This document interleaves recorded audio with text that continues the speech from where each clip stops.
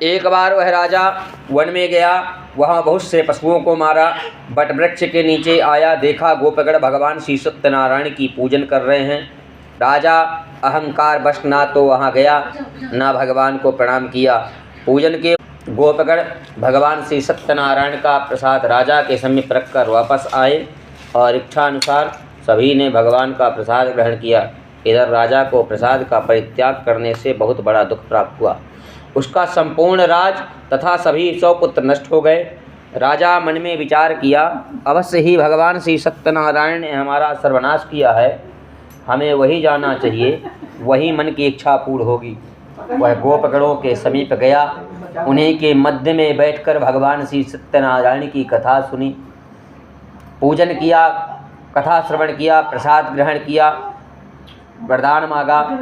उस व्रत के प्रभाव से वह धन पुत्रों से संपन्न हो गया। इस लोक में अनेकों प्रकार के सुखों का उपभोग कर अंत में सत्यपुर वैकुंठ लोक हो गया। सूत जी महाराज कहते हैं कि जो व्यक्ति नित्य प्रतिदिन भगवान श्री सत्यनारायण की पुण्यमयी फलप्रदायिनी भगवान की कथा को जो भक्ति युक्त होकर सुनता है, भगवान श्री सत्यनारायण की कृपा से उसे धन धान आदि की प्राप्ति होती है।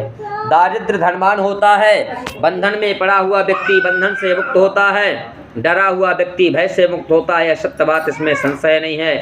वह सभी फलों को भोग करके अंत में सत्यपुर वैकुंठ लोक हो जाता है। कलयुग में भगवान श्री सत्यनारायण की पूजा विशेष प्रकार से फल प्रदान करने वाली है। भगवान विष्णु को कोई काल, कोई ईश, कोई सत्यदेव, कोई सत्यनारायण अनेकों नाम लेकर भगवान श्री हरि की पूजन करते हैं। भगवान श्री हरि भी जो जिस रूप में उनकी पूजन करते हैं, उसी रूप में सभी का मनोरथ पूर्ण करते हैं। श्री सूत जी महाराज कहते हैं, जिन लोगों ने भगवान श्री सत्यनारायण के पूजन को किया था, उनके अगले जन्म का वृत्तांत कहता हूँ, सुने। महान प्रज्ञा संपन्न सदानंद नाम के ब्राह्मण दूसरे जन्म में सुदामा नामक ब्राह्मण हुए, जिन्होंने द्वापर युग में भगवान श्री कृष्ण का ध्यान कर परम मोक्ष को प्राप्त हुए।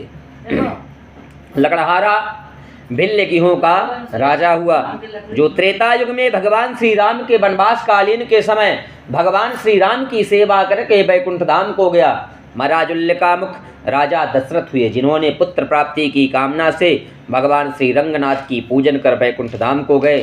साधु वाणिक सत्यव्रत के प्रभाव से मोरध्वज नाम का राजा हुआ। वह भगवान विष्णु के भक्ति में इतना लीन हो गया कि एक बार भगवान के परीक्षा लेने पर अपने पुत्र की आधी देह भगवान विष्णु को अर्पित कर वैकुंठ धाम को गया।